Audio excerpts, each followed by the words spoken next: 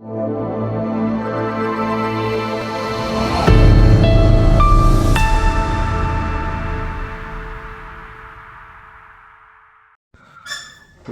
നമോ ഭഗവതേ വാസുദേവായ. നാരായണം നമസ്കൃത്യ നരം ചൈവ നരോത്തമം ദേവീം സരസ്വതീം വ്യാസം തതോ ജയമുദിരയേ. ഹേ കൃഷ്ണ കരുണാ സിന്ധു ദീനബന്ധു ജഗത്പഥേ ഗോപേശ ഗോപികാകാന്ത രാധാകാന്ത നമോസ്തുതേ. തപ്തകാഞ്ചന ഗൗരാംഗേ രാധേ വൃന്ദാവനേശ്വരി വൃഷഭാനുസുതേ ദേവി പ്രണമാമി ഹരിപ്രിയേ. ജയ ശ്രീ കൃഷ്ണ ചൈതന്യ പ്രഭു നിത്യാനന്ദ ശ്രീ അദ്വൈത ഗദാധര ശ്രീവാസദി ഗൗരഭക്ത വൃന്ദ. ഹരേ കൃഷ്ണ കൃഷ്ണ കൃഷ്ണ ഹരേ ഹരേ, ഹരേ രാമ രാമ രാമ ഹരേ ഹരേ. ഹരേ കൃഷ്ണ. എല്ലാ ഭക്തജനങ്ങൾക്കും എൻ്റെ വിനീതമായ പ്രണാമം. മഹാഭാരതത്തിൽ ഒരു ചെറിയ ഭാഗം, ധർമ്മം എന്താണ് എന്നൊരു ചെറിയ ഭാഗം. മഹാഭാരത ചോദ്യോത്തരങ്ങളിൽ ഒരു ശിഷ്യൻ ചോദിച്ചു, ഇപ്പോൾ ശകുനി, കർണൻ, ഇതുപോലത്തെ വ്യക്തികളെല്ലാം എന്ത് വലിയ തെറ്റാണ് ചെയ്തത് പാണ്ഡവര് ചെയ്യാത്തത്? ഓരോ വ്യക്തിയുടെ കഥാപാത്രം നമുക്ക് വളരെ ആഴത്തിൽ ആരാഞ്ഞു നോക്കിയാലും അവരും ചെയ്യുന്ന തെറ്റുകൾക്കൊക്കെ എന്തെങ്കിലും ന്യായീകരണമുണ്ടാകും. ഇപ്പം നമ്മളെ കൂട്ടത്തിൽ ഇപ്പം നമ്മളെ ഭക്തരൊക്കെ ഉണ്ട്.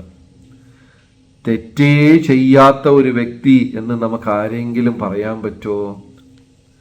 എല്ലാവരും ചെറുതും വലുതുമായി തെറ്റ് ചെയ്തവരാണ്. പിന്നെ ചിലർക്ക് വളരെ മിടുക്കുണ്ട്. അവർ ചെയ്യുന്ന തെറ്റിനെ ന്യായീകരിക്കാനുള്ള കഴിവുള്ള ചിലരുണ്ട്. അവരങ്ങ് രക്ഷപ്പെടും. കഴിവില്ലാത്തവർ ശിക്ഷിക്കപ്പെടും. അതാണ് ലോകം. അപ്പോൾ ഇങ്ങനെ ചർച്ചയുടെ ഇടയ്ക്ക് ശകുനിയുടെ വർത്തമാനം വന്നു. ശകുനിക്ക് വന്ന് ആദ്യം മുതലേ തൻ്റെ സർവത്ര കഴിവുമുള്ള സഹോദരിയെ ഗാന്ധാരിയെ അന്ധനായ ധൃതരാഷ്ട്രക്ക് വിവാഹം ചെയ്തു കൊടുക്കുന്നതിൽ താല്പര്യമില്ല. കാരണം ഗാന്ധാരി സർവശ്രേഷ്ഠയാണ്. രാജനീതി, പിന്നെ ക്ഷത്രിയധർമ്മം, സ്ത്രീധർമ്മം എല്ലാം അറിയാവുന്ന ഏറ്റവും ഉയർന്ന ഒരു വ്യക്തിയാണ് ഗാന്ധാരി.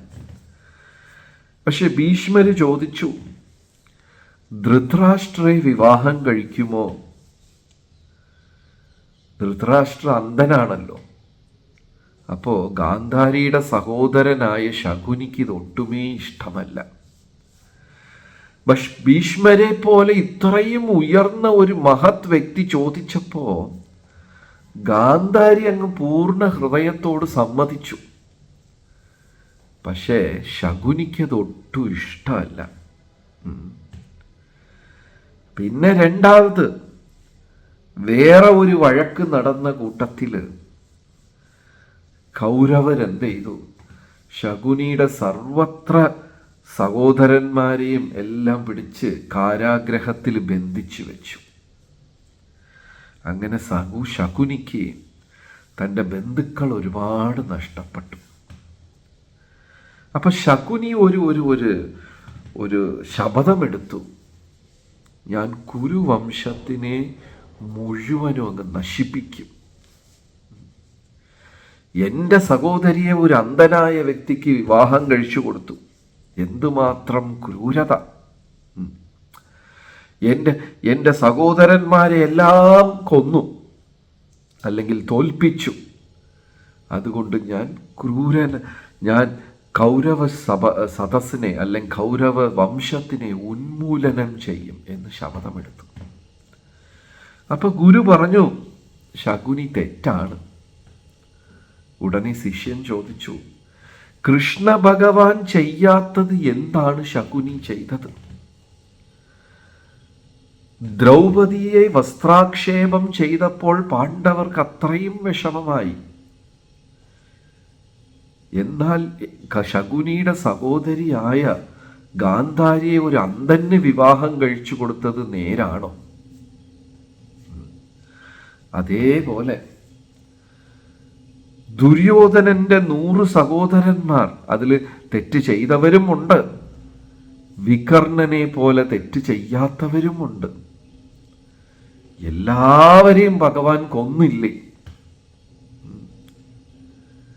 അപ്പോ ഗുരു മനോഹരമായ ഒരു ഉത്തരം പറഞ്ഞു. ധർമ്മത്തിനെ ഒരിക്കലും ശരിയും തെറ്റും എന്ന കണ്ണിൽ കാണരുത്. ഈ ശരിയും തെറ്റും എന്ന കണ്ണിൽ കണ്ടാൽ ഒരിക്കലും ഇതിനൊരു അന്തമില്ല. ഒരു കള്ളൻ പോലും എന്തു പറയും? ഞാൻ മോഷ്ടിക്കുന്നത് എൻ്റെ കുടുംബ സംരക്ഷണത്തിനാണ് എന്ന് പറയും. ആ കള്ളന്റെ കാഴ്ചപ്പാടിൽ നോക്കിക്കഴിഞ്ഞാൽ ചിലപ്പം അത് ശരിയായിരിക്കും. എനിക്ക് ജീവിക്കാൻ ഒരു വകയുമില്ല, ഭാര്യയും സന്താനങ്ങളെയും സംരക്ഷിക്കണം. ഞാൻ ഒരു ധനാഢ്യന്റെ വീട്ടിലല്ലേ മോഷണം ചെയ്തത്? ഇത്രയും സമ്പത്തുള്ള ഒരാൾക്ക് ഒരു ശകലം നഷ്ടപ്പെട്ടു എന്ന് പറഞ്ഞ് എന്താ ഒന്നും സംഭവിക്കുന്നില്ല. പക്ഷെ ആ പൈസ കൊണ്ട് എൻ്റെ കുടുംബം രക്ഷപ്പെടുമല്ലോ എന്നൊരു കള്ളന് പോലും ഒരു ന്യായീകരണം ഉണ്ടാകും. ഇപ്പോൾ പണമുള്ളവർ എത്രയോ പണം പാഴാക്കുന്നുണ്ട്. പക്ഷെ അതുപോലും കിട്ടാത്ത എത്രയോ കുടുംബങ്ങളുണ്ട്. ഇപ്പൊ നമ്മൾ തന്നെ നോക്കിക്കഴിഞ്ഞാൽ ചില സാഹചര്യങ്ങളിൽ ഭക്ഷണം പാഴാക്കും. എത്രയോ വീട്ടുകളിൽ കുഞ്ഞുങ്ങൾ ഭക്ഷണം പാഴാക്കും. പക്ഷെ അത് കിട്ടിയാൽ ജീവിക്കുന്ന കുടുംബങ്ങളുണ്ട്. അതുകൊണ്ട് പാഴാക്കുന്ന വീട്ടിലിരുന്ന് ഞാൻ മോഷ്ടിച്ച് ജീവിക്കുന്ന വീട്ടിന് കൊടുത്തു എന്ന് പറഞ്ഞാൽ ശരിയല്ല. കള്ളന്റെ ഭാഗത്ത് നിന്ന് നോക്കുമ്പോൾ അത് ശരിയായിരിക്കും, എന്നാൽ അത് നേരല്ല. ധർമ്മം തു സാക്ഷാത് ഭഗവത് പ്രണീതം. ഭഗവാൻ എന്ത് പറയുന്നോ അതാണ് ധർമ്മം. ശരിയും തെറ്റും എന്ന കാഴ്ചപ്പാടിൽ നോക്കാൻ പാടില്ല. ചില സമയം രണ്ട് ഭക്തർ തമ്മിൽ വഴക്കാകുമ്പോൾ, അല്ലെങ്കിൽ ഒരു അഭിപ്രായ വ്യത്യാസം വരുമ്പോൾ രണ്ടുപേരും പറയും, ഞാൻ ചെയ്തതാണ് ശരി, ഞാൻ എന്തിനു വിട്ടുകൊടുക്കണം, തെറ്റ് ചെയ്തത് മറ്റേ വ്യക്തിയല്ലേ, അദ്ദേഹം വന്ന് ആദ്യം മാപ്പ് പറയട്ടെ എന്നൊക്കെ നമ്മൾ വാശിക്ക് പിടിക്കും. ഭാര്യ പറയും ഭാര്യ ചെയ്യുന്നതെല്ലാം ശരിയാണ്, ഭർത്താവ് പറയും ഭർത്താവ് ചെയ്തതെല്ലാം ശരിയാണ്. അവിടെ ഉത്തരം ഭാര്യ ശരിയാണോ ഭർത്താവ് ശരിയാണോ എന്നല്ല, ആര് ആദ്യം വിട്ടുകൊടുത്തു. അത് വിട്ടുകൊടുത്തു കഴിഞ്ഞാൽ ആ കുടുംബത്തിൽ ശ്രേയസ്സായ സന്താനങ്ങളുണ്ടാകും. അതാണല്ലോ കുടുംബത്തിൻ്റെ ലക്ഷ്യം. ലോകത്തിന് നന്മ വരുത്തുന്ന കുഞ്ഞുങ്ങളുണ്ടാകും. അപ്പോൾ ഏത് ശരി ഏത് തെറ്റെന്നുള്ളതല്ല കാര്യം, ഭഗവാൻ എന്തു പറഞ്ഞു അതാണ്. നമ്മുടെ പുരാണങ്ങൾ പ്രവചിക്കുന്നുണ്ട്, ഇനി കലികാലം അങ്ങോട്ട് വർദ്ധിക്കും തോറും 2 കൂട്ടം ജനങ്ങളെ ഉണ്ടാവുള്ളൂ. ഒന്ന് നാമം ജപിക്കുന്നവർ, ഇനിയൊന്ന് നാമം ജപിക്കാത്തവർ. കാരണം ശാസ്ത്രങ്ങൾ പ്രവചിക്കുന്നുണ്ട്, കലികാലത്തിൻ്റെ മൂർധന്യ അവസ്ഥയിലാകുമ്പോൾ നാമം ജപിക്കുന്നവരും തെറ്റുകുറ്റങ്ങൾ ചെയ്യും. എനിക്കതൊക്കെ ആദ്യ അത്ഭുതമായിരുന്നു. ഇവരെങ്ങനെയാ നാമം ജപിച്ചിട്ട് ഇങ്ങനെ ചെയ്യുന്നത്? ദിവസവും 16 മാല ഹരേ കൃഷ്ണ ജപിച്ചിട്ട് ഇവരെങ്ങനെയാ വഴക്കുണ്ടാക്കുന്നത്? 16 മാല ജപവും ചെയ്തിട്ട് ഇവരെങ്ങനെയാ കള്ളം പറയുന്നത്? ആദ്യം അതൊക്കെ അത്ഭുതമായി തോന്നി. ഇപ്പൊ ഞാൻ തന്നെ അത് ചെയ്യുന്നത് കൊണ്ട് യാതൊരു അത്ഭുതവും ഇല്ല. നമുക്ക് ഭയങ്കര ഒരു ഷോക്കായിരിക്കും, ഇവരെങ്ങനെയാ ഇങ്ങനെയൊക്കെയാണ്. പക്ഷെ കലികാലം വർദ്ധിക്കും തോറും ഭക്തരിലും അധപ്പതനമുണ്ടാകും എന്നാണ് ശാസ്ത്രം പറയുന്നത്. എല്ലാ വേണ്ടാത്തനവും ചെയ്യും, പക്ഷെ നാമം ജപിക്കും. അങ്ങനെയും ചില കൂട്ടരുണ്ടാകും. അപ്പൊ കലിപുരുഷൻ അല്ലെങ്കിൽ കൽക്കി പുരുഷനൊക്കെ വരുന്ന സമയത്ത് കൽക്കി അവതാരം വേറെ ഒന്നും നോക്കില്ല, ഒറ്റ കണ്ടീഷൻ: നാമം ജപിച്ചോ ഇല്ലേ. നമുക്ക് വേണമെങ്കിൽ അവിടെ തർക്കിക്കാം, നാമമൊക്കെ ജപിച്ചു, പക്ഷെ അയാളെ ഇങ്ങനെ ഒരു തെറ്റ് ചെയ്തു. കൽക്കി അതൊന്നും നോക്കത്തില്ല. നാമം ജപിച്ചോ ഇല്ലേ, രണ്ടേ കൂട്ടരും. ഒരു വശത്ത് നാമം ജപിക്കുന്നവർ, ഇനി ഒരു വശത്ത് നാമം ജപിക്കാത്തവർ.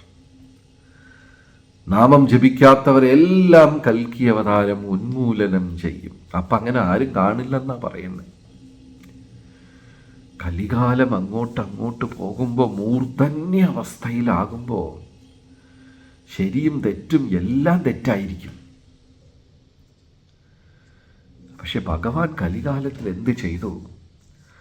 മറ്റു ഒരു യുഗത്തിലും നിക്ഷേപിക്കാത്ത ശക്തി ഹരിനാമത്തിൽ കലികാലത്തിൽ നിക്ഷേപിച്ചു. മുൻപത്തെ യുഗങ്ങളിൽ ഭഗവാൻ കുറച്ച് ശക്തി ഹരിനാമത്തിൽ, കുറച്ച് ശക്തി യജ്ഞഹോമാദികളിൽ, കുറച്ച് ശക്തി ക്ഷേത്രാരാധനയിൽ, കുറച്ച് ശക്തി തപസ്യയിൽ, എല്ലാത്തിലും കുറച്ച് ശക്തി നിക്ഷേപിച്ചു. കലികാലത്തിൽ എന്ത് ചെയ്തു ഭഗവാൻ? യജ്ഞഹോമാദികളുടെ ശക്തി, തപസ്യയുടെ ശക്തി, ഈവൻ ക്ഷേത്രാരാധനയുടെ ശക്തി എല്ലാം എടുത്ത് എതിനകത്താ നിക്ഷേപിച്ചിരിക്കുന്നത്? ഹരിനാമത്തിൽ. അതുകൊണ്ട് ഹരിനാമവും കൃഷ്ണ ഭഗവാനും തമ്മിൽ യാതൊരു വ്യത്യാസവുമില്ല. കൃഷ്ണ എന്ന് പറഞ്ഞാൽ ഭഗവാൻ മുന്നിലുണ്ട്, പിന്നെ നമ്മൾ ഉറങ്ങിപ്പോകുന്നു എന്നുള്ളതാണ് സത്യം. അപ്പം അതുകൊണ്ട് കലികാലത്തിൽ നാമജപം എല്ലാത്തിലും പ്രധാനമാണ്. നാമം ജപിക്കുന്നവർ ദേവന്മാർക്ക് സമാനമാണ്. അതുകൊണ്ട് നാമം നല്ലോണം ജപിക്കണം. ജപിക്കുന്നവരെടുത്ത് വഴക്കിടാനും പാടില്ല. ആ ജപിക്കുന്നവൻ തെറ്റ് ചെയ്യുന്നത് പോലെ തോന്നിയാലും നമ്മൾ എന്ത് ചെയ്യണം? കുതിരയുടെ കണ്ണിലൊരു സാധനം ഇട്ടിട്ടുണ്ടല്ലോ, നമ്മുടെ സൈഡ് നോക്കി അങ്ങ് പോകുക. ആരെങ്കിലും വന്ന് പറയും, ഗോകുലപതി ഗോവിന്ദപ്രഭു ഇങ്ങനെ പറഞ്ഞല്ലോ, ഉടനെ നമ്മൾ പറയണം ഹരേ കൃഷ്ണ. ആരാ അത്? എനിക്കറിയില്ല. ഒറ്റ പോക്ക്. നമ്മൾ ഭയങ്കര ബുദ്ധിമാനാണ്, കഴിവുള്ള ആളാണെന്ന് പറഞ്ഞ് അടുത്തവരുടെ ജീവിതത്തിൽ ശരിയും തെറ്റും ഒക്കെ നോക്കാൻ പോയാൽ ആ കുതിരകളൊക്കെ പോവും, നമ്മൾ അവിടെ നിന്ന് പോവും. അപ്പോൾ ഭഗവാൻ നാമത്തിന് അത്രയും പ്രാധാന്യം കൊടുത്തിട്ടുണ്ട്. നാമം ജപിക്കുന്നവർ ദേവന്മാർക്ക് സമാനമെന്നാണ് പറയുന്നത്. അതുകൊണ്ട് വലിയ സൗഭാഗ്യമാണ് ഈ കാലഘട്ടത്തിൽ നമുക്ക് നാമം കിട്ടിയത്, ജപിക്കാൻ സാധിച്ചത്. ജപിക്കുന്ന ഓരോരുത്തർക്കും എൻ്റെ ആശംസകൾ. ഹരേ കൃഷ്ണ. നന്ദി, നമസ്കാരം.